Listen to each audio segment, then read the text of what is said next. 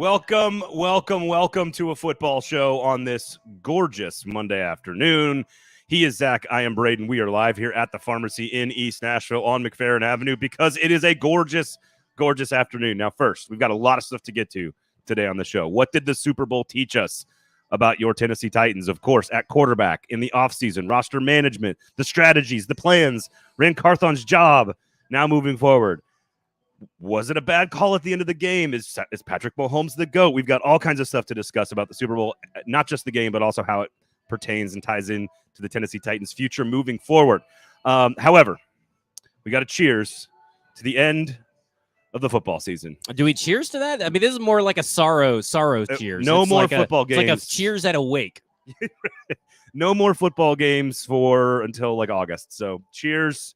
Got me a nice pharmacy Pilsner. You got a Blanche de Liege. Blanche de Liege. There we go. These are delicious. You can only get these at the pharmacy, I think. I'm just promising that no matter what. Blanche de Liege, named after Golden Girl. Blanche. There you go. Again, come out to the pharmacy, get yourself a burger. It's a gorgeous day. The weather's getting nicer every perfect day. Weather. It is absolutely fantastic. Did winter even happen? It feels like we had like 4 weeks of winter. We're both wearing shorts, and I'm wearing a T-shirt, and it's in February. The Super Bowl just happened. But you also have hangover fever going on, so you're just naturally hot right now. I wasn't going to mention that, Zach, on the show, that I'm questionable for the rest of the product. This one right here will make it all better, though. Yeah. Hair of the dog here. The Blanche de Liege. The Blanche de Liege. The Blanche de Liege, and, of course, Pharmacy pharmacy pills that you can only get here at pharmacy because it's the pharmacy Pilsner. From Bearded Iris, of course, the locally sourced brewery here in Nashville. Look at all these people so out many here. people out here. So, again, lots to discuss on what did the Super Bowl teach us about acquiring quarterbacks. Titans could be in the market for that either this year, but definitely in the future. About building the roster, about what it takes to win a Super Bowl, how close are the Titans in terms of what we saw last night and what we see from the Tennessee Titans. So a lot of stuff to get to. A couple of college football notes at the end because some big news in the SEC with Texas and Oklahoma officially joining a year early. So we got a lot of stuff to do, but I just wanted to quickly touch on the game itself, which I thought was spectacular. And, of course, the great game. I thought it was an amazing game. And back and forth. I got really worried when Patrick Mahomes went down. I was like, well, I may be turning this shit off. Well, and what's crazy is that's after the injury. That's when he turned into this magician. And they go touchdown, game-winning field goal. Just 0 sacks, 0 penalties. A great football game. Now, of course, you throw that out on Twitter, and I immediately just get nothing but people responding about the officiating. Now, officials have not been great. I think Roger Goodell is like lying through his teeth when he tries to tell us that the officials are great right now. They have not been good. But what did you make of the call? What did you make of the holding call? The guy held him. I don't know why people are freaking out. He even said, I was hoping to get away with it. Like, hello. That just because you're angry that it happened in the final 2 minutes of a game and you think it changed everything, when in reality, that's on the player. It's not on the refs. I thought the refs called a really good game. This was probably the best officiated game I've seen, not only just this year, but I think in one of the best officiated crews in the Super Bowl. How do you feel, and this goes across all sports, how do you feel, basketball in championship settings, Final Four, NBA Finals, baseball, I guess, I don't know what the equivalent would be in baseball because everything is sort of, strikes and balls can't be argued, but then outs and everything are reviewed. So I'm curious what you make of sort of the put the whistle in the pocket in the big moment of the big game, because I think there's two lines of thinking, right? One of them is it's cut and dry. You call it in week 1 in the first quarter, and you call it the same in the fourth quarter of the Super Bowl, or do you like the hockey analogy of like, let them be physical, let them play, let them go. Well, let the players I think decide they did that for the most part. I mean, I thought for sure that when I believe it was L'Jarius Sneed who laid the big hit on Devontae Smith at the beginning of the game, I was like, well, that guy's getting ejected. It hit him in the head. It hit him right in the head. And first off, he didn't even have to, I think he came out for a leg injury, but he didn't come out for a head injury. And I was surprised that guy did not get ejected or flagged. And I thought, okay, well, they're going to let him play. Yep. Now, there was a missed call on Juju Smith earlier in the game before this holding call that everybody's up in arms are that should have been called, and it didn't. To me, it's, you win some, you lose some. Yeah, I mean, like, there's so much that happens in a play that's bang, bang. There's so much that happens that you may be out of position for just by chance. A referee may be out of position. And he kind of did it twice. Right. Too. There's like a hold and then like another mini hold after that. Like, he did it. He said he did it. It's different if he was complaining about it, but he took ownership of it. So why are you getting mad over? First off, why are you a Titans fan or a Titans analyst getting mad? Well, there might have And been some Eagles second fans in the Menchies. Well, yeah, but second off, I mean, I'm just saying I saw a lot of course, the contrarian takes have to come out. Yeah. And second off, why are you mad for someone that obviously is taking responsibility for it? I think also like on a double move play like that, where he's clearly running that out and in route or that in and out route where he comes in and then he fakes and he goes back up and then it's a wheel.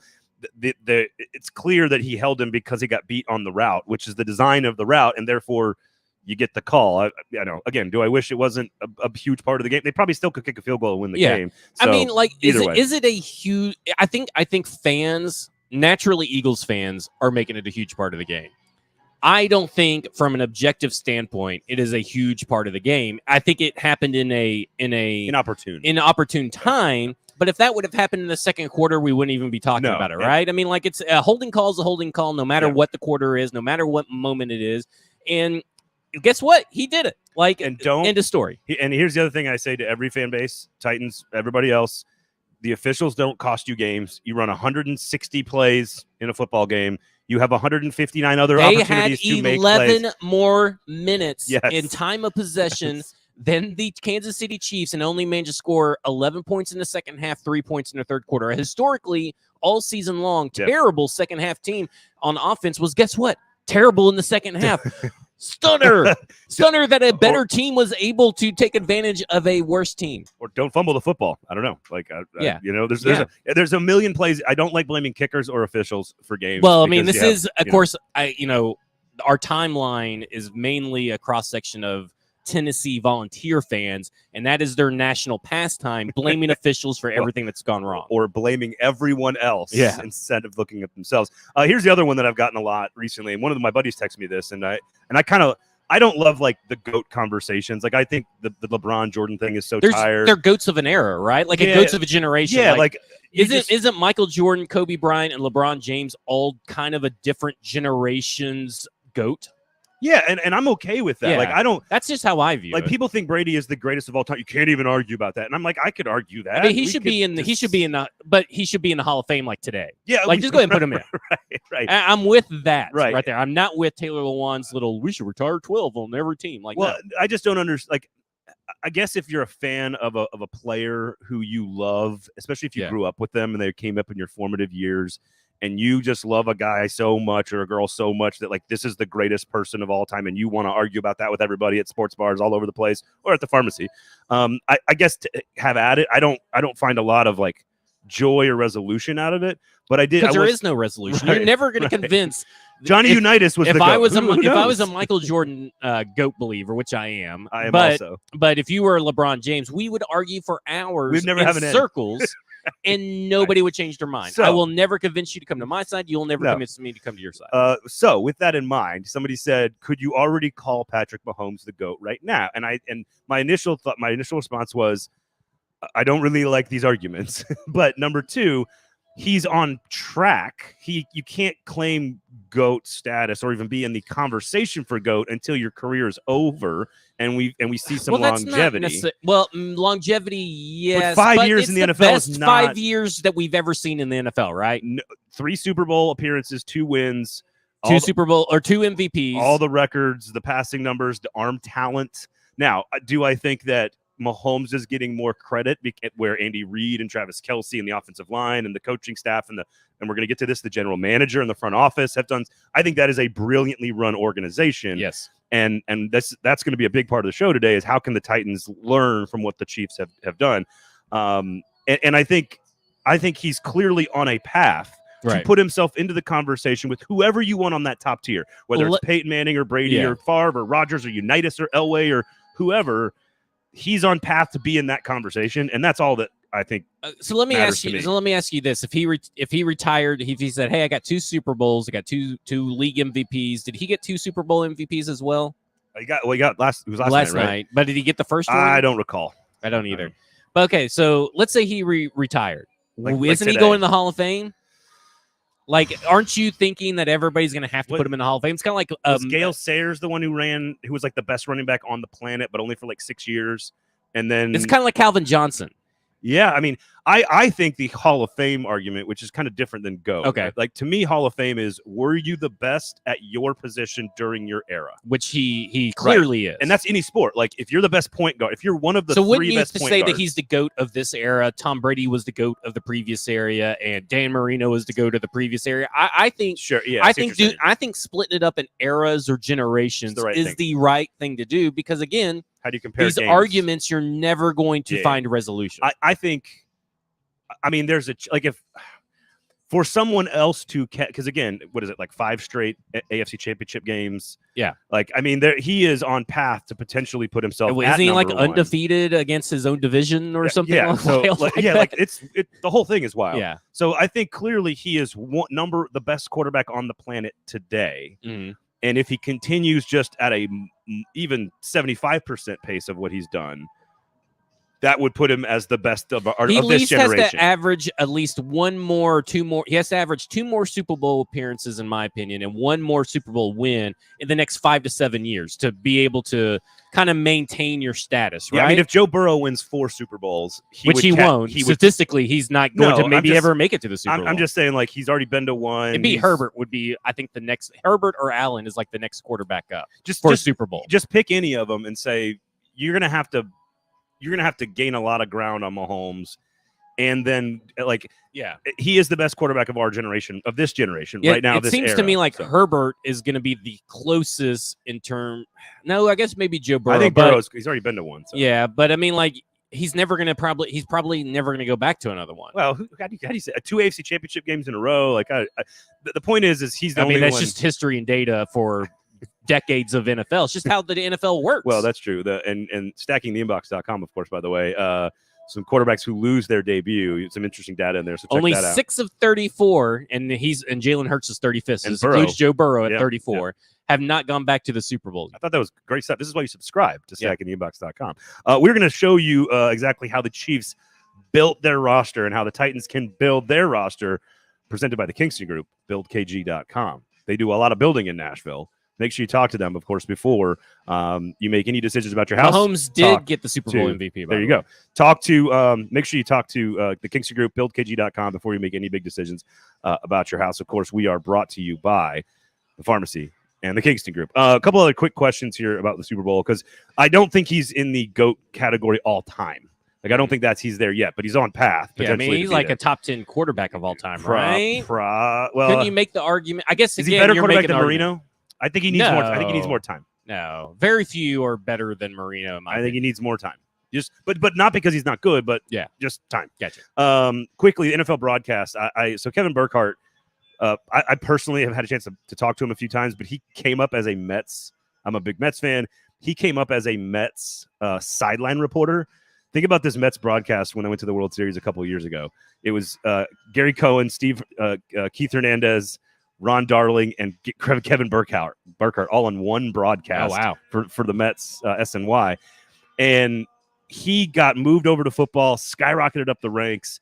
Greg Olsen, I think, still has some work to do. I think he's learning, but I think that is going to be very soon, if not already is, the best broadcast crew, college or pro, I think, in all football. Ooh, Give Burkhardt and Olsen. I think there's a little bit more time seasoning from Olsen's side of things. But I think that has a chance to pass Buck and Aikman. I think they would probably be number 1 right now.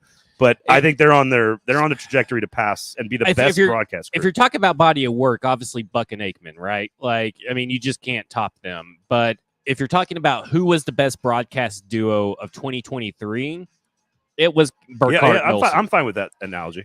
Just because Troy Aikman these last 2 or 3 years has gone on this wild, deep end journey about special teams and punting and all this stuff that he just sounds like a moron. It's like, I don't know if old age and senility and maybe alcohol that he is imbibing. Lots of concussions. Yeah, lots of concussions all coming home to roost. But I thoroughly think that Joe Buck is one of the best, if not the best. Nobody else could have done the DeMar Hamlin thing like he did it, like he did it that night. So just wanted to point that out. I thought they did a great job last night. I thought the broadcast was great last night. I know you got some halftime show thoughts because everybody has to have I mean, halftime like, takes. I'm not gonna spend like a whole radio segment, grading the halftime show and asking Twitter users, "Hey, we're grading the halftime show because we're a sports show." Am I an old person for just being like, I don't really care about them that much at all? Well, this what I cared about last year, just because it was what it was. But for the most part, I don't.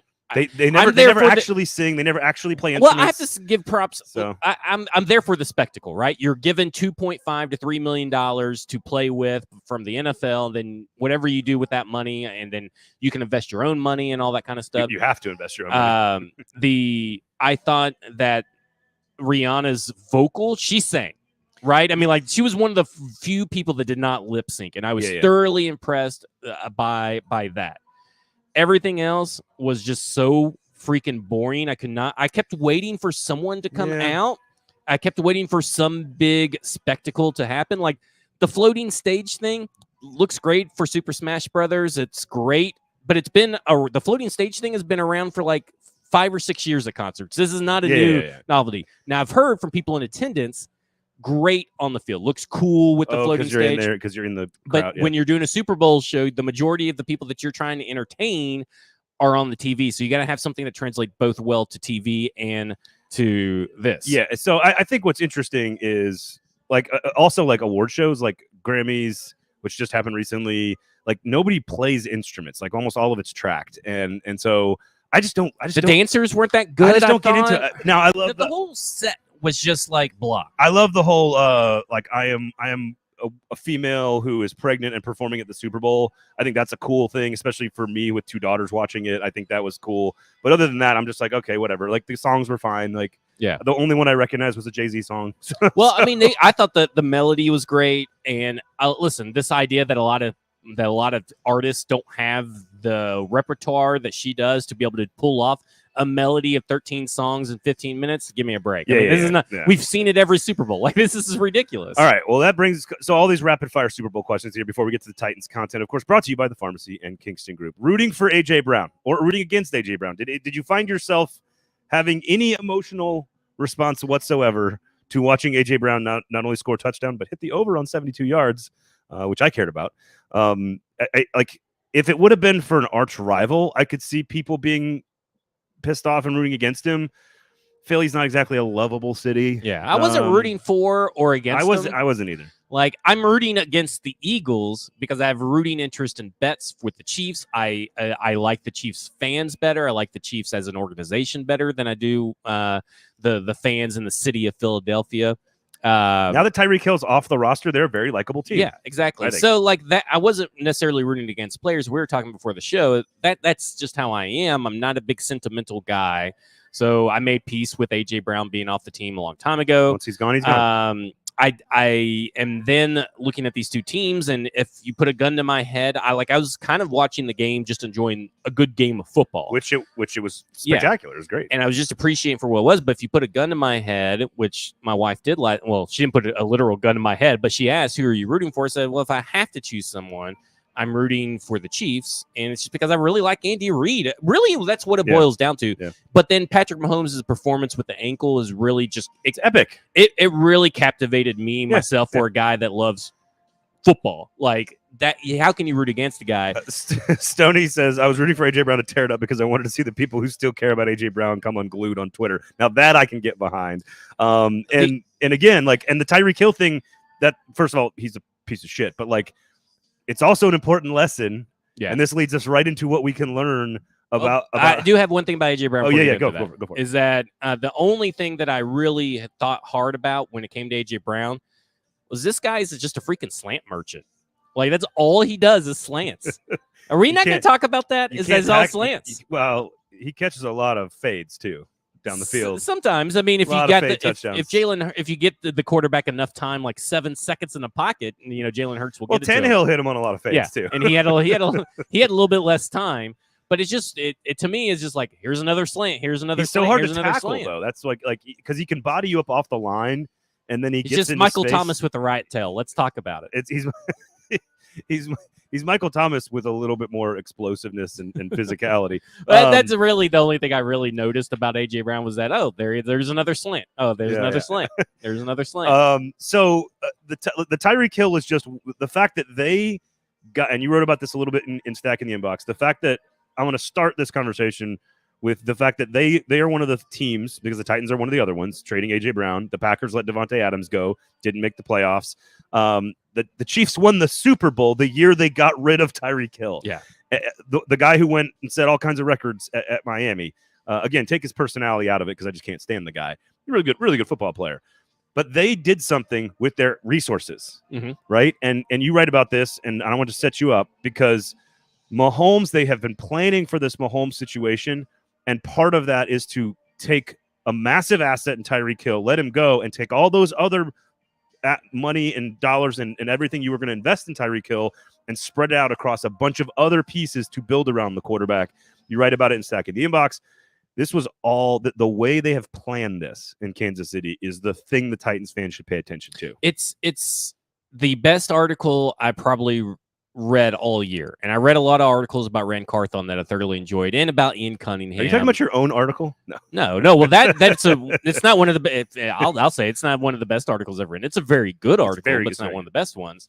But the Sports Illustrated article where they talk about essentially what happened is they're in a room in the offseason at the start of 2017, getting pretty close, and the guy that's in charge of their salary cap or negotiation in the front office says, it's not Veach, but he says to Veach, hey, we need to start planning now that for the case or the scenario that Patrick Mahomes turns out to be really, really good, right? We got to start planning for his greatness. Plan for greatness. Yep. And they started it. Then in 2018, they started seeing the greatness like unfold on the field, and they're like, okay, we got to get serious. And so they planned years in ahead on how they want to build, how they want to reward Patrick Mahomes while also building around him. And they've had these conversations with Patrick Mahomes' representation the whole time. They're not waiting like a former general manager to the year before to start doing negotiations. So they've started doing all this. And it's just so interesting because, like you said, they let Tyreek Hill go. And what they do is say, we know that Patrick Mahomes, who he is, right? He is an elite guy that can elevate people around him and do things that no other quarterback can do. So let's take this money and spend it elsewhere. So I liken it to, because we had a conversation on Thursday where you're like, well, I don't know if Jacoby Myers is as good as Robert Woods. I don't think. Right. Yeah. So you take the money that you're paying Robert Woods, and if you came back, let's say just some revisionist history, if you, instead of signing Robert Woods and you signed Juju Smith-Schuster, which I think he got signed pretty late, and MVS, and you paired them, and then you let A.J. Brown go, and then you draft Traylon Burks and Kyle Phillips, aren't you thinking that, okay, MVS, Juju Smith-Schuster, Traylon Burks, and Kyle Phillips is a better four than what they went into? So you're saying basically 2 for 1 is what you're saying. Yeah. Instead of the $12 million or whatever it was for Robert Woods, which they got pretty cheap because of the trade. Yeah. But taking that and splitting it up to 2 veteran assets that maybe aren't as now Myers isn't. I mean, Myers was he a first round pick? I want to say Jacoby Myers. No, I think he was like a third or fourth. Maybe I'm thinking N'Keal Harry then. N'Keal Harry was the first round pick. He was the first wide receiver. So could you get 2 veterans at like $4.5 or $5 million each? Which you should be able to, right? And probably get more production out of them than what you would get at Robert Woods at his price tag. Yeah, and I think, and then you're pushing Nick Westbrook-Ikhine down, so you're technically taking Nick Westbrook-Ikhine and Robert Woods to turn into 2 better assets as a whole. Possibly, yeah, because then you got the rookie. Because then Westbrook-Ikhine becomes technically he would have been your 4th. Because but like even last year, isn't this offense better instead of pursuing and trading for Robert Woods if they had spent money in free agency, which the Titans typically do not do at wide receiver, except for Josh Reynolds.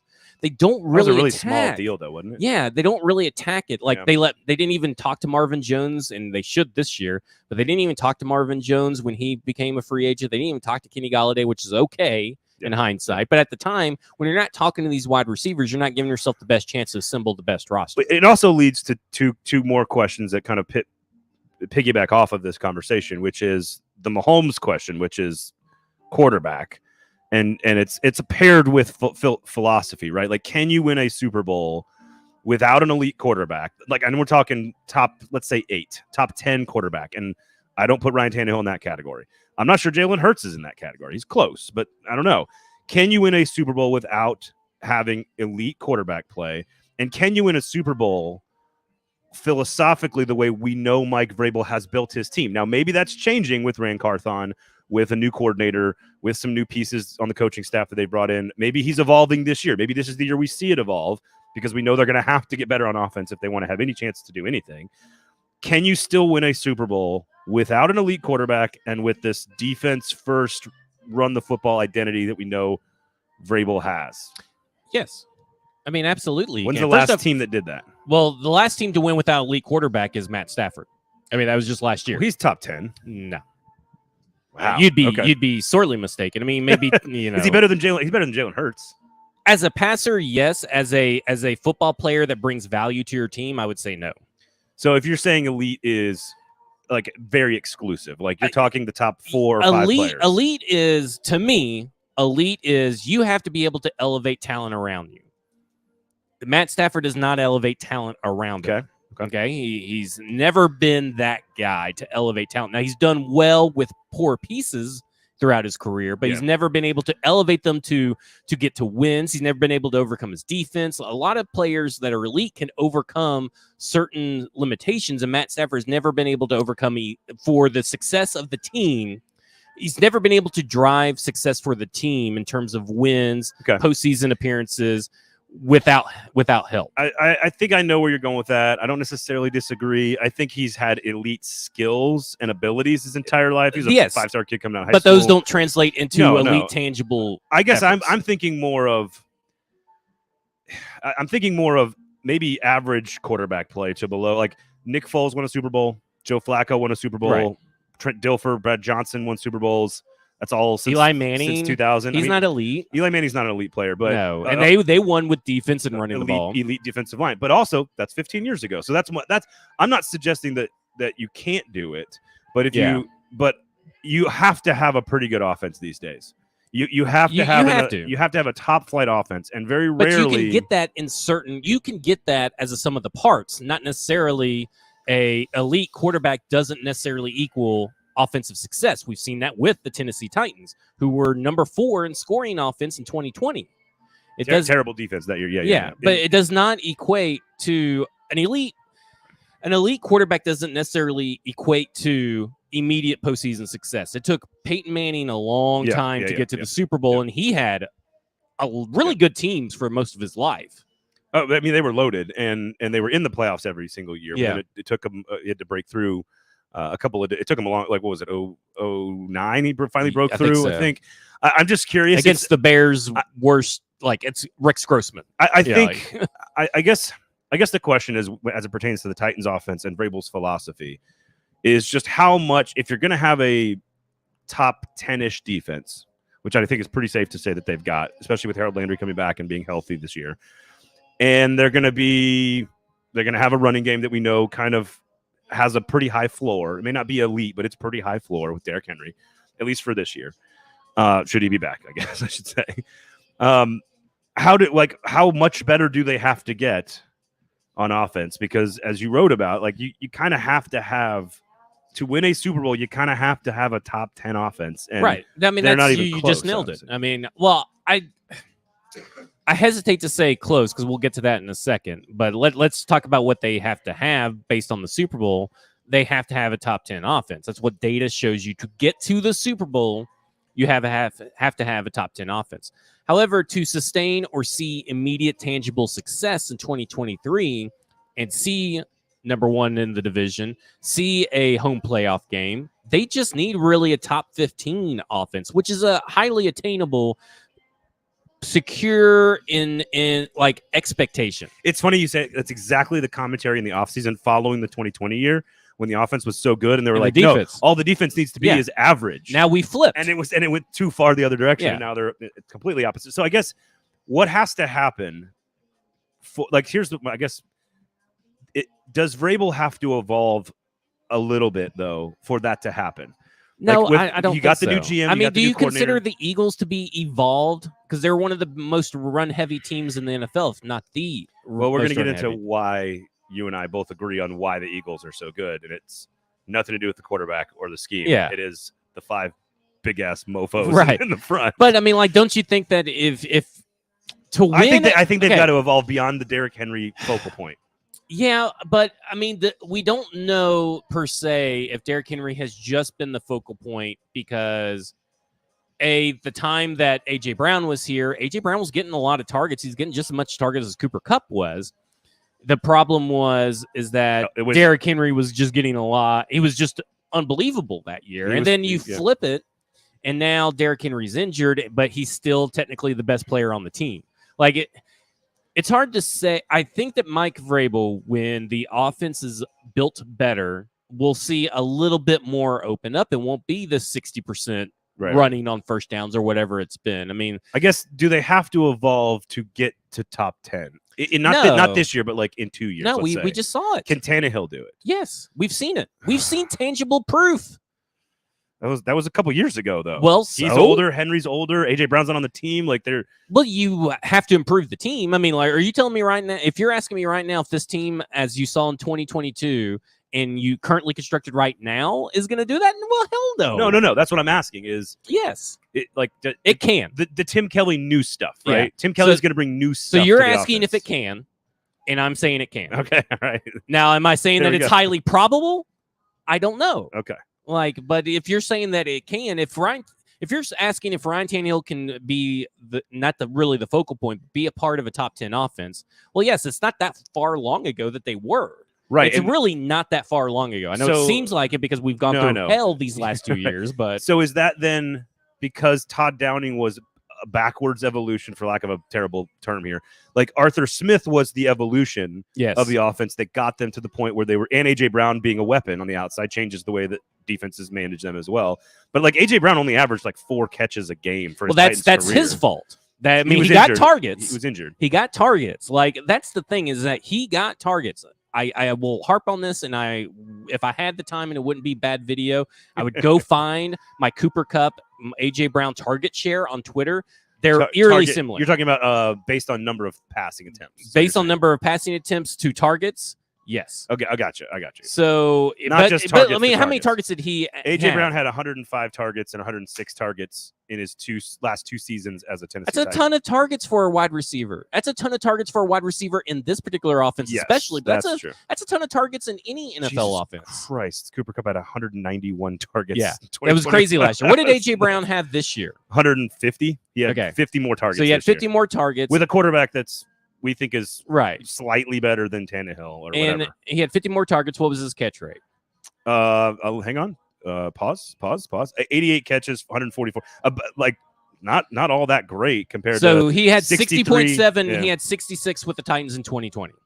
And it's about the same. Yeah. So I mean, like, it's 6% better with Tennessee with Ryan Tannehill. It's just that the offense, they didn't have to though. But that's what I'm saying is like they jumped out to big leads and were able to maintain it. And my thing is that the offense does not need a 150, 190 target guy. That'd be great. But to have top 10 success, you don't need that guy in any offense. It's not just Tennessee. You don't need that guy in any offense to sustain success. You know what happens? You can't sustain success because you're eventually going to have to pay someone for that. Well, and then you're paying someone else because they made your quarterback look good, and then it keeps on rolling. Well, and frankly, the Chiefs might actually, now Kelsey's a unique beast. Yeah. But the Chiefs are actually probably a pretty good example, talking about things we learned, of course, from the Super Bowl and how it pertains to the Titans. The Chiefs are probably a pretty good example of spreading the wealth, right? Like now Kelsey, again, is a guy that's just, like he's a freak of nature who's just, again, I got a question for 152 targets. Now, Juju Smith-Schuster had 101 targets this year. That's way more than I would have expected. Yeah. So here's my question for you.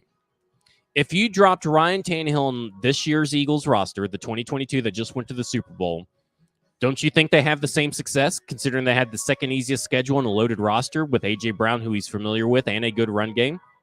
They have a different look of success, right? They wouldn't be running the ball the same way. I think they are a very good football team. I don't think they're the best record in the NFL and aren't tied with 3 minutes to go in the Super Bowl. I think they would be. I think they'd be very good, though. Yeah. I think the point is the point is that if if you're talking about Ryan Tannehill, they would still be probably a 14-3 team. We just saw Ryan Tannehill with a worse roster be able to get to a number 1 seed in the AFC, which is much tougher than and that schedule is much tougher than the one the Eagles face. Do you think that Andy Reid could get more out of Ryan Tannehill or get the same? I mean, so Todd Downing, Andy Reid. Right. So, doesn't that answer your question about can Ryan Tannehill do certain things? Well, isn't it about championship game too? I mean, he's been Isn't it about the surroundings and the coaching more than it is about Ryan Tannehill? I think the offensive issue, and this I don't know if we're there yet on the conversation. So we can just go wherever. Because to me, the offensive line. We're 35 minutes in. We can go wherever you want. The offensive line to me is the flashing neon sign story from both the Eagles. You have to have a top 10 offense. To get to the Super Bowl. To get to the Super Bowl. Not necessarily. I mean, you're obviously going to have to win. One of you is going to win it with the top 10 offense. But to get to the Super Bowl, you have to have a top 10 offense. I would say of the struggles of the last 2 years, and we're trying to pinpoint issues. It is offensive line, Todd Downing, offensive line, Todd Downing, offensive line,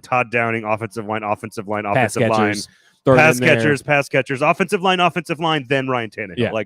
Now, do I think Ryan Tannehill is limited to some degree? Yes. He's not elite, but you can win with him. Yes. You can get to the Super. Listen, they were literally 1 game out of the Super Bowl. And it's because Arthur Smith all of a sudden went away from what was working. The defense was not playing very well. Patrick Mahomes did Patrick Mahomes things that you cannot stop, and you saw the Eagles with a better defense have trouble stopping them too. There's just certain things that you cannot that is out of Ryan Tannehill's control. Okay, so maybe this is a better way to ask the question then. In the current AFC landscape, where we just got done talking about Patrick Mahomes being the best, and the reason they didn't make it to the Super Bowl was because of Patrick Mahomes, and the reason the Eagles didn't win was because of Patrick Mahomes, paired with, again, all the other great stuff that the Chiefs have done, is the only way over that hump is to have Joe Burrow, Josh Allen, Justin Herbert? Is that I don't think so, because of how this team's defense performs in these situations. You need, here's what you need. You need a quarterback / offense. You need a quarterback and offensive line and pass catchers, right? We know what Derrick Henry is. We know what Ryan Tannehill is. So you need offensive line and pass catchers that can get you into a 24, 26 points per game to be contending with these guys. Not necessarily to win, but to be contending with these other teams, because we've seen these defenses limit Joe Burrow. We've seen these defenses limit Patrick Mahomes. Yeah. We've seen these defenses limit Josh Allen. So we've seen all this happen to these quarterbacks, and they limited Justin Herbert. So it comes down to me, it really just comes down to building an offense around whoever the quarterback is. Because I think Mike Vrabel is such a good fucking coach. I agree with on the field, and the defense is going to probably stay good somewhat, maybe not elite levels, but I mean, let's say this. Top 10. Top 10. I think you can sustain, I think Mike Vrabel and the defense and the way the Titans are built can sustain top 10 performances throughout the year. So, and that leaves the offense, and that leaves that it doesn't matter who the quarterback is. You can get success as long as you stay healthy, which has been the biggest bugaboo that we probably haven't even touched on, is that the Eagles stayed pretty healthy. Insanely healthy. And it was H.A. Brown's healthiest year. Right. I mean, they have to stay healthy, and they have to get better in the trenches at pass catcher.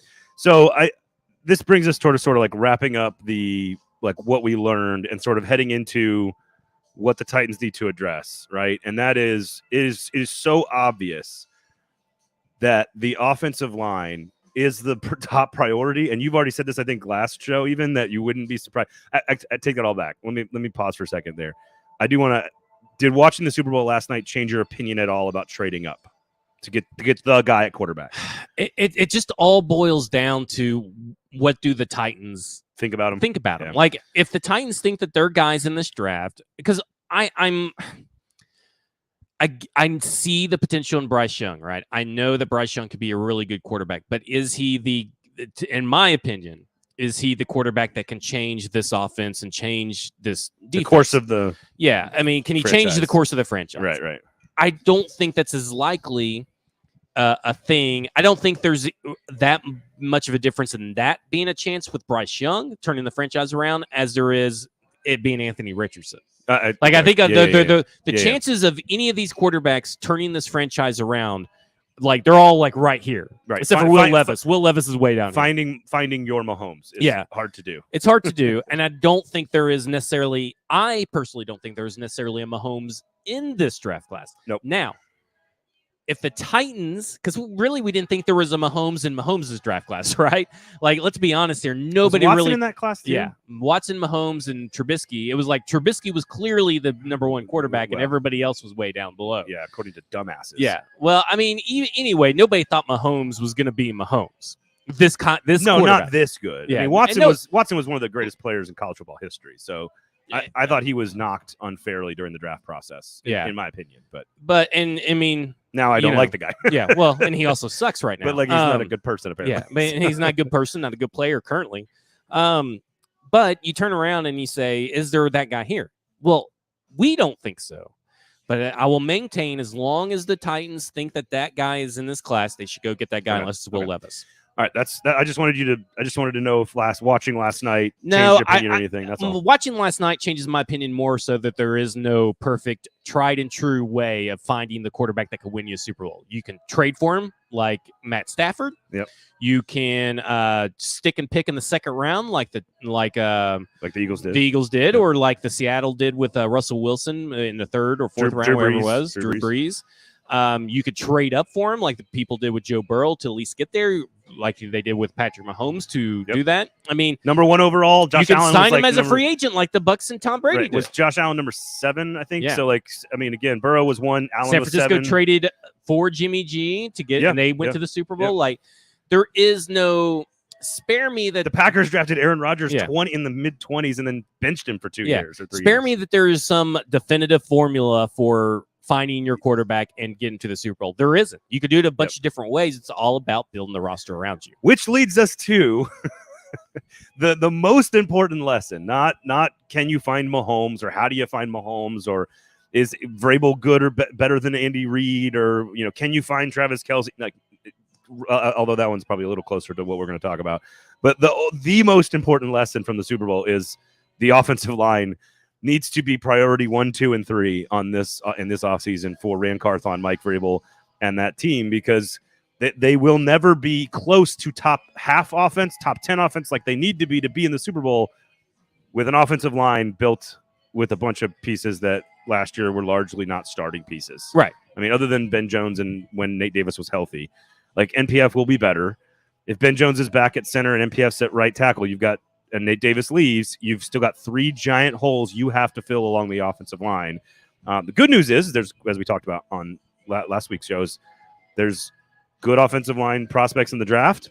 You can get early and late, and there's good offensive line candidates in free agency. But isn't that clearly the lesson from last night? Is the offensive line is the number one? Absolutely, because I mean the offensive line for the Kansas City Chiefs basically had 2 Dennis Dailies at tackle for the entire season. I mean, you're talking as far as tackles is like sacks allowed. It was Dennis Daly, the right tackle for the Chiefs, whose name escapes me, and then Orlando Brown. Like they were like 1, 2, or 3, right? I mean, like the worst tackles. 1 was Titans and 2 was for the Chiefs all season.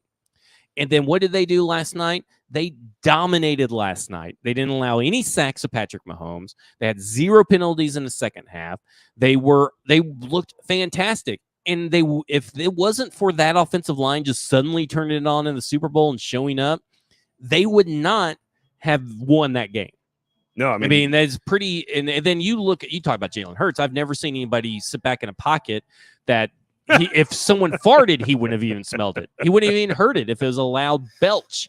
Like he was so insulated. Yeah.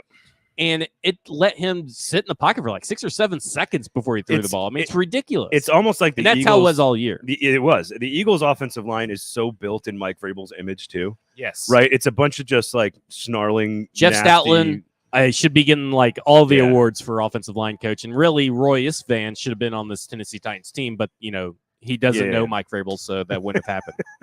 I think going after the Eagles' offensive line strategy is the biggest takeaway for me, which is, and guess what? They're all drafted players. That's another part of stacking the inbox, by the way. There's a lot of homegrown talent on that field last night. The offense of the Eagles had had every starter was drafted by the Eagles. Every starter was drafted by the Eagles except for A.J. Brown. Except for A.J. Brown. That's not a joke. That's legit. Now, they on the flip side, the defense that let them down was all expensive free agents. They only had 2, and they had a lot of role players, homegrown role players, but they only had 2 starters, Josh Sweat and Fletcher Cox, that were drafted. So that's maybe tells you to tell the tape. But then 15 of the 22 Kansas City Chiefs were homegrown players. And then if you wanted to count Andrew Wiley, who they picked up off of the Colts and Browns practice squad, his rookie season. So after cutdown days, they picked him up, and he would be 16 of 22. Yep. The other one is pass catchers. Traylon Burks and Chikakonkwo are both very good. I think they're both going to be very good, and those positions are settled wherever they are in the formation. But I think Traylon Burks is probably. I think everybody needs to probably set your expectations for Traylon Burks' career right now, so you can be. So he has a chance to exceed them. I think Corey Davis is where the bar is for Traylon Burks so like as far as stats. 800, 900, maybe 1,000 60 catches. I think he's a wide receiver 2 with the wide receiver 1 upside. Set your expectations for wide receiver 2, and you won't be disappointed. Yeah, I think 65 catches for 1,000 yards and 8 touchdowns would be a spectacular would season. be fine. And I think he's capable. I think he's very capable of that, especially if you're going to draft him at whatever it was, 17 in the first round. But they need support. Like, the offensive line has to get fixed. The key is how far, if you fix the offensive line and you add a couple of pass catchers, can the Titans go from 28th or 30th in offense to what? I think a realistic expectation in year 1 of the Rand Carthon area is 15, like top 15. So middle of the pack. Middle of the pack, okay. which for this particular team is really, really good for their outlook in 2023. It's the division championship caliber team. Easy. I mean, they were 28th ranked offense and the 32nd ranked pass defense. We don't even talk about the pass defense enough with the addition of Chris Harris, how that should get better. But they were the 32nd ranked pass defense, the 28th ranked total offense in yards, I believe, or 29th, maybe in 30th.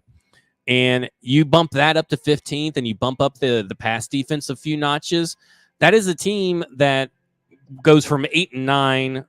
Say 8-9 now? Yeah, 8-9 to that's easily with this year's schedule. It was going to be a double-digit win team, easy. I think they absolutely can win the division, host a playoff game, be between 14th and 17th in offense. If you fix the offensive line and you add 1 more pass catcher, you need 2 more pass catchers. Probably need 2. You need 2 because unless you're counting Robert Woods, which I still would say you probably need 2, you need to add 3. And I will say that until I'm blue in the face. Was one of them a tight end? No. It can be, I guess. But, I mean, I think you need 3 wide receivers. You don't want Nick Westbrook-Ikine seeing the field. No, he's a good number 6 or whatever. Yeah, I mean, he's a dependable guy. This has nothing to do with Nick Westbrook-Ikine. It's more about the success of the success of the Titans' offense and being less predictable. You can't have Nick Westbrook-Ikine on the field. So we've got offensive line and wide receiver right there on the bottom of the screen. What about quarterback? Quarterback is a distant third. Now, listen. I say this in stackingtheinbox.com, so head over to stackingtheinbox.com. Today is the 1-month anniversary. Oh, happy anniversary. Yeah, thank cheers. you. Cheers with our pharmacy beers here at the pharmacy $4 a month. I think it ended up being like 19 or 18 cents per article, which is utterly ridiculously cheap. But the whole thing it's one freaking beer, folks, at the pharmacy. I mean, one beer. $4 if you can find a beer for $4 anywhere, sign me up. Pharmacy Beer Garden right here, by the way. Come out, hang out, look at this place. But quarterback is number 1 in terms of priority of deciding what you're going to do. But in terms of importance to this team and to its success in 2023, it's number 3. I'm good with that. I think that's you got to decide now what you're going to do with Ryan Tannehill because Derek Carr is going to be a free agent. I think they're going to restructure the deal and he's back. That's what I think is going to happen. And listen, that's probably likely to happen, but you got to make a commitment and decide that vocally, proudly, stamp it, and not wait till March to do it. No, I agree with that because as of I believe today, you can start cutting people and if they're 4 years, if they've been in the season 4+ years, they don't have to go through waivers. Everybody else has to go through waivers for 4 accrued seasons or less, which is 6 games or more per season for an accrued season. So like Carr, when he gets cut, I think tomorrow is the latest they'll actually cut him. Tuesday at 3 p.m. They're going to cut him. They've already said they're going to come, but they'll probably wait.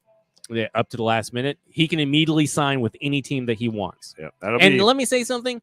Until the Titans decide and come out and say, Ryan Tannehill is our guy, here's what we're doing, you're going to be connected to every quarterback situation. Oh, the Aaron Rodgers thing it is ridiculous. Such a Jimmy G and Derek Carr both got mentioned because there is connections. It's lazy connections. San Francisco and Patriots connections for Jimmy G. Derek Carr is just basically Ryan Tannehill with eye makeup. Like it's all essentially and a slower 40 times. It's lazy dot connecting. No need to get up in arms until the Titans say, "Hey, we're not doing anything with Ryan Tannehill," or "Hey, we're trading Ryan Tannehill." Yeah, and I think GMs off the record, of course, anonymously, were saying Aaron Rodgers would be a great fit with the Titans. I don't know if Mike Vrabel wants to put up with Aaron Rodgers' personality. That's probably Chris Ballard and like Nick Caserio. They're probably like, putting that, like, that's the thing. Like, who are these execs? Because are they AFC South execs? Like at least give us a hint or something. It's like the scouts who say, well, I have concerns about Bryce Young because when he was he was 18 and entered in and started his Alabama career, he was 164 pounds. Yeah, no shit. So was I, and I ballooned to 200 pounds in college. Like, give me a fucking break. If you're gonna write a report about somebody, especially if it's like personality driven, like work ethic or practice skill, or like how much do you love the game? Like, because that was a big focus of Rand Carthon and Mike Vrabel, is that we want guys who love ball.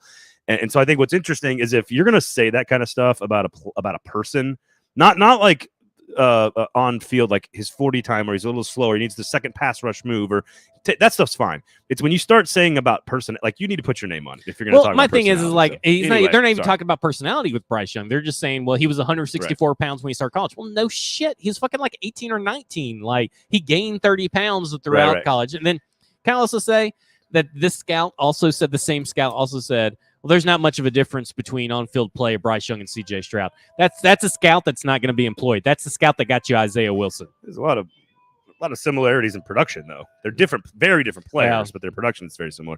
All right, which leads us then, should they solve the offense? Should they make a statement about Tannehill? And should they find a couple of pass catchers, offensive line, I should say?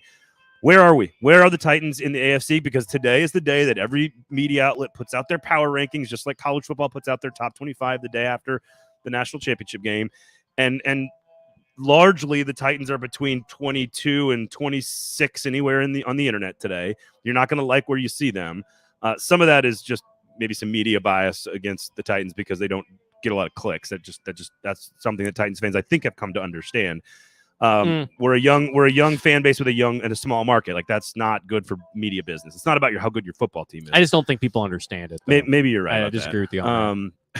Hey, we're fighting the fight to try to convince folks that the reason you're not getting talked about on national platforms is not because you're not good at football. It's because you're a small fan base in a small market. Anyway, how close are they? Because right now they're listed anywhere from, again, 12th, 13th, 14th in the AFC, which I find to be comical. Laughable. Yeah. I mean, in all honesty, they are right now, with the state of the current roster and the work they have to do in one season. I don't think you're talking like, oh, next year they'll be in the Super Bowl. They'll be much better, and they'll be talked about among some of the best teams in the AFC.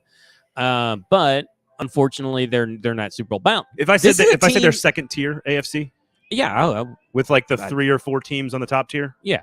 Okay. Yeah. I mean, that's where they're going to be, and I think that when it comes down to it, if you're talking Super Bowl, how close are they to a Super Bowl?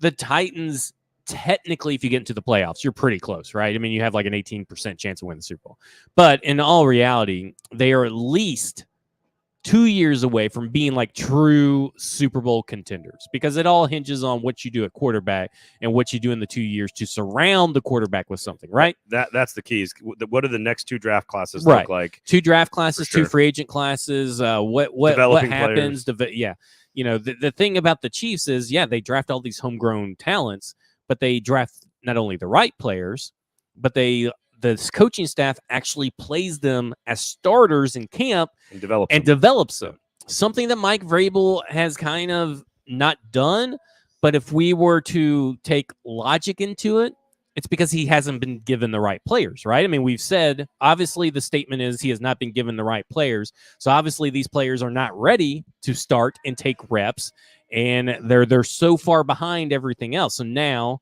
that's where drafting the right players comes in with Rand Carthon. So 2 draft classes of drafting the right players. Not all of them have to be hits or anything. And listen, you don't need your first-round pick for this, by the way. Good free agent I forgot signings. to put this in the fucking article. Okay, Patrick Mahomes was drafted in 2017 first round, right? 2018, no first-round pick for the Chiefs. 2019, no first round for the Chiefs. 2020 was Clyde's Edward-Helaire. Oh, yeah. 2021, no first-round draft pick. 2022 was Trent McDuffie, George Karlaftis or whatever. George Karlaftis. So, by the way, for those who are like, well, you got to have those first-round picks to build a roster. No, you fucking don't. Well, the Patriots won how many Super Bowls? Yeah. Picking 32nd, which is not really a first-round pick. And they're terrible at the draft, by the way. They're one of the worst drafting teams in the NFL. And it's just that these quit emphasizing and placing so much value on the first-round picks. They do not matter. What matters is what you do with the rest of your resources, the rest of your salary cap. Ryan Tannehill is not the reason why the Titans are in the shape that they're in. Paying Ryan Tannehill is not No. So, in the end, what Rand Carthon does with his limited resources in 2022 or 2023, and what he does with going to be a lot more resources technically in 2024, that matters to where the Titans get to in the Super Bowl. They have the opportunity to get to a Super Bowl team. It's not over, right? Rand Carthon. Is this the old, like, the defense gives them a window kind of thing? Yeah, I think so. I mean, like, the defense is still relatively young. You're still going to be able to improve the defense as you improve the offense. I mean, Simmons, building around Simmons and Landry, Fulton. You could have a worse defenses to build around, right? You got some pretty core pieces that could be here for another 10 years. And you still got guys like role players. Like, we've seen the Titans do stuff with undrafted free agents in defense. We've seen Titans do stuff with players like Trey Avery.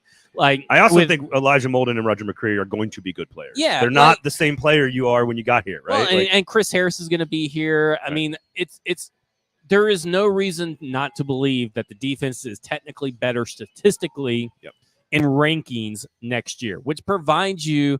Will Lomas said this in the article, and I thought this was a good way of putting the offense versus defense debate. And he said on Twitter, having a great offense is mandatory. Having a great defense makes it easier. Yep. So the defense makes it easier for you to be able to buy time while still being successful to turn yourself into a Super Bowl contender. And I think with Mike Vrabel, they're not that far away. No. They are an offensive line and like 1 or 2 pass catchers really away from being talked about as Super Bowl contenders. I do think that. But in these next 2 or 3 years, they got to solve the quarterback They've issue. got well, and I think that's what it ultimately like. I think they can fix the offensive line and the pass catchers largely in an off season. Let's say now it takes time for those guys to get better if they're rookies, especially. And then you're talking about 39-year-old, 40-year-old Ryan Tannehill, that's so in that issue, like yes, right now any team could win with the right circumstances around Ryan Tannehill. That window is very small. Yeah, if Tannehill was 29, it's a very different conversation. That window is very small for Ryan Tannehill. Yeah. They're probably not going to be able to do that with Ryan Tannehill in the next 2 to 3 years. They're going to have to find their next solution at quarterback. I agree, which is going to be probably in the draft. Probably. Okay. All right. Well, that's a lot of Titans talk about a Super Bowl in which they did not play.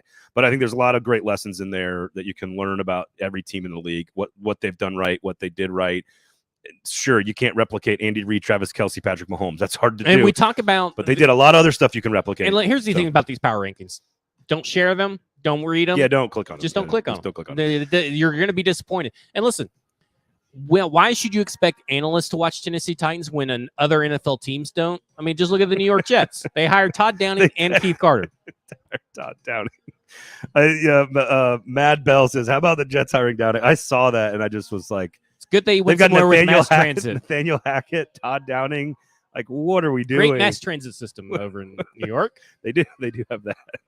All right, quickly here, an SEC note to wrap up the show. Kingston Group, of course, one of our title sponsors here. BuildKG.com is the website. And look at this gorgeous place to eat lunch.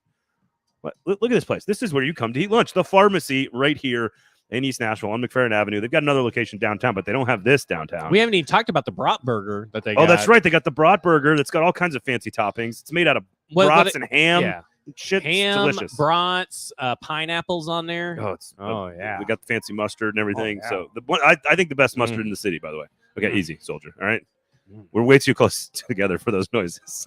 All right, quickly here in the SEC, there was some news late Thursday that Texas and Oklahoma will be joining in 2024. So only one more year without Texas and Oklahoma. The SEC goes to 16 teams in 2024. Enjoy your double-digit win seasons this year, Oklahoma and Texas, because you ain't getting it when you come to the SEC. Well, it's ironically Texas might actually be better situated than Oklahoma. He sucks. So calling it now. The playoff will expand. USC and UCLA are going to go to the Big Ten, and Texas and Oklahoma are coming all now in 2024. Mm-hmm. So we have one more year of how college football looks now, and then it's going to change significantly. And the thing you need to understand if you're an SEC football fan is that if somebody should be fired if they do not go to the 3-6 model. And I had somebody text me and say, what's the 3-6? I'm seeing this 3-6 everywhere. What does it mean? What it means is you have 3 teams on your schedule every single year. And then you play home and homes with the other teams in the league. 6 of them play 9 conference games. And you go through every single campus every 4 years. You play every team in the league at least twice every 4 years. That means better games. Think about this. If you're an Alabama guy, this would mean Alabama playing not just Tennessee every year. It's going to be, you're going to get Florida every other year. You're going to get Georgia every other year. Tennessee and Auburn are going to get to play every other year, essentially. Tennessee and A&M get to play every other year. Tennessee and Texas are going to play every other year. And that stuff sounds awesome to me. Yeah. So 9 conference games, 3 permanents. Now, I think Tennessee, Alabama will probably be kept as a permanent rivalry. There will be an announcement, I'm told, very soon about this because they only have a couple of months to work this out. But all you really need to know is that it's happening in 2024 and that the scheduling model needs to be 3-6, not this 1-7 garbage, because then you literally aren't playing teams like now. Like Georgia hasn't played in Texas A&M ever. Oh, really? No, not since they joined the conference. They have never played in College Station. Like that is wild because there's too many teams and the scheduling model sucks. Oh, my gosh. So that's what the 1-7 model would do is like it would keep it like it is, where Tennessee would play in Auburn once every 16 years or whatever. Like you can't have that. So 9 conference games, 3 permanents, no division, all 16 teams in one division, and then 6 that rotate every year. And the schedules actually are more balanced. If you're in the West and you're Ole Miss, for example, you actually are going to have an easier schedule because you don't have to play Bama, LSU, Auburn, A&M every year. So it's going to be interesting. But 3-6 is what you need to know. And Texas and Oklahoma, come on down, 2024. College football is going to be so different in 2024. Okay. The whole thing changes. I got a question. Shoot. This is not SEC related. All right. We're going back to NFL. If I was on a college football roll. I have nothing to add because you covered everything so well. I was going to ask you about the 3-6 because I saw your tweets, so you already covered it.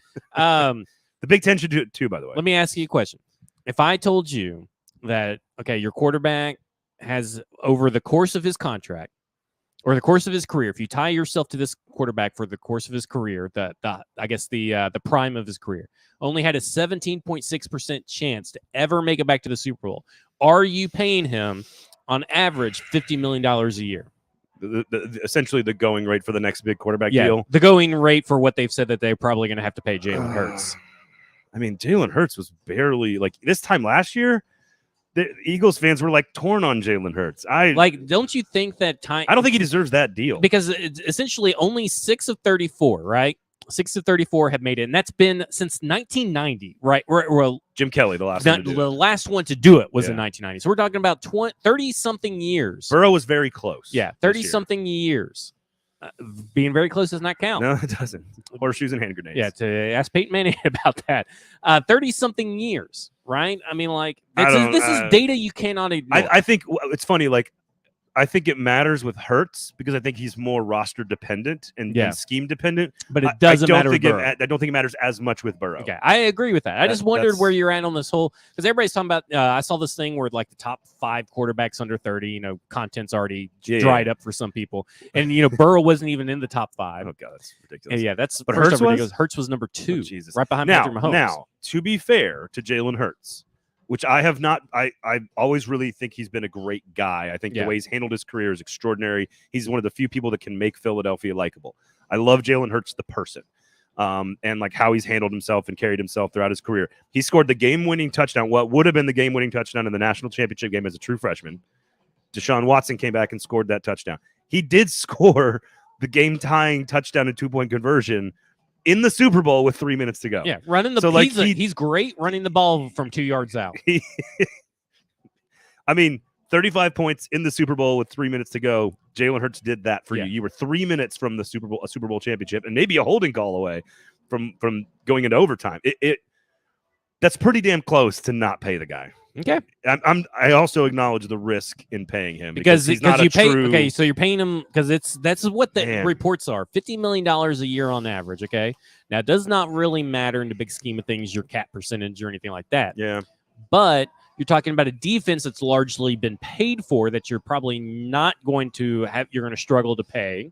Right, you're going to have to replace some of those pieces. And you got to replace. And Brandon Graham eventually have to go somewhere. and then you're talking about your homegrown offensive players leaving as well. You're talking about offensive linemen retiring, moving situations. AJ's under contract for a huge amount of money. Not going to have the second easiest schedule every year. He's not polished as a passer, even though this was his best passing game I've seen from Jalen Hurts. But like, he also is that only going to be back there and has a lot of time? Yeah. So, like, in the state of the NFL makes it really – the state – what I'm saying is no offense to Jalen Hurts. Right. The state of the NFL makes it really hard. What's baked into the DNA of the NFL is going to make it really hard for the Eagles with Jalen Hurts as quarterback. And it's not because of Jalen Hurts, just because of how the other teams get better, other teams improve. It's going to be really hard, especially if you lose both coordinators, for the Eagles to sustain success. The best way I could try to like sum it up quickly in like my head, how I'm trying to organize it in my head, is that there's two ways to like he is not a top tier quarterback, but he's there's a chance he gets paid like a top tier quarterback because you can't let your guy leave. Yeah, and that's kind of to your point about like.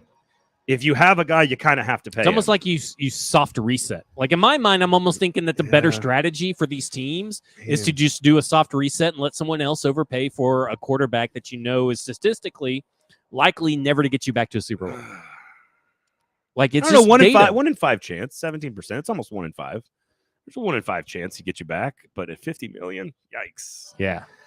I'm rooting for him, but I know the limitations of Jalen Hurts as a passer. Yeah. Love him as a player. Yeah. It's hard not to root for the guy on several different things, but it's just the state of the NFL. I just find it curious because, like, I agree, Joe Burrow, you pay. Like even Justin Herbert, you would pay because he hasn't lost you a Super Bowl yet. He hasn't got you there. Their skills are different. Their skills are just so different. Like they're just different skills than.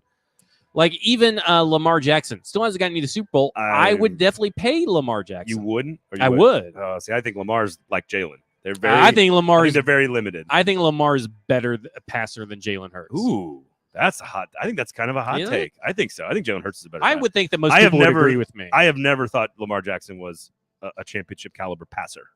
I think he is. I think.